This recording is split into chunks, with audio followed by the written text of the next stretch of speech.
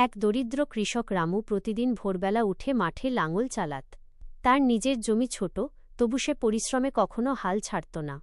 একদিন রোদ ওঠার আগেই সে গরু জুড়ে লাঙল হাতে মাঠে নেমেছিল। মাটিতে লাঙল চালাতে চালাতে হঠাৎ একটা শক্ত জিনিসে লাঙল ঠেকে গেল। শব্দটা এত অদ্ভুত ছিল যে রামু থেমে গেল। সে নিচু হয়ে মাটি খুঁড়ে দেখল, একটা অচেনা, চকচকে বস্তু মাটির নিচে লুকানো। ওটা দেখে রামুর বুক কেঁপে উঠল। সে ভয় পেয়ে এক পা পিছিয়ে গেল। গরুরাও হঠাৎ দাঁড়িয়ে গেল, যেন কিছু টের পেয়েছে। চারপাশে নীরবতা, শুধু বাতাসে মাটির গন্ধ। রামু ভাবল, এ কি কোনো ভূতের জিনিস, না ঈশ্বরের আশীর্বাদ? সাহস করে সে মাটি আরও খুঁড়ল। ধীরে ধীরে দেখা গেল, ওটা একটা পুরনো সোনার ঘড়া। রামুর চোখে জল এসে গেল। কিন্তু সে লোভে পড়ল না।